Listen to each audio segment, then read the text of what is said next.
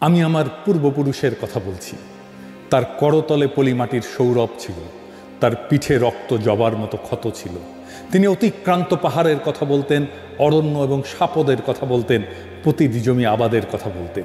তিনি কবি এবং কবিতার কথা বলতেন। জিহ্বায় উচ্চারিত প্রতিটি সত্য শব্দ কবিতা, কর্ষিত জমির প্রতিটি শস্য দানা কবিতা। যে কবিতা শুনতে জানে না সে ঝড়ের আর্তনাদ শুনবে, যে কবিতা শুনতে জানে না সে দিগন্তের অধিকার থেকে বঞ্চিত হবে, যে কবিতা শুনতে জানে না সে আজন্ম কৃতদাস থেকে যাবে। আমি উচ্চারিত সত্যের মতো স্বপ্নের কথা বলছি, উনুনের আগুনে আলোকিত একটি উজ্জ্বল জানালার কথা বলছি। আমি আমার মায়ের কথা বলছি।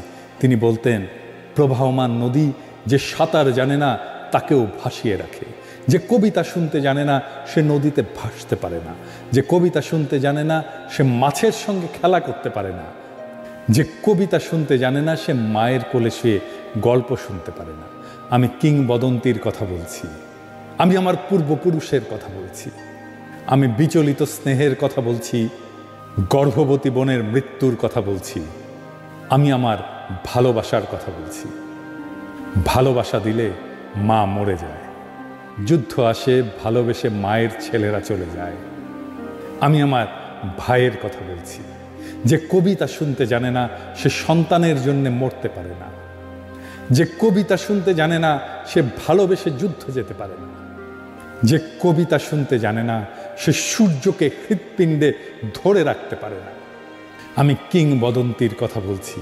আমি আমার পূর্বপুরুষের কথা বলছি। তার পিঠে রক্ত জবার মতো ক্ষত ছিল, কারণ তিনি কৃতদাস ছিলেন। আমরা কি তার মতো কবিতার কথা বলতে পারবো?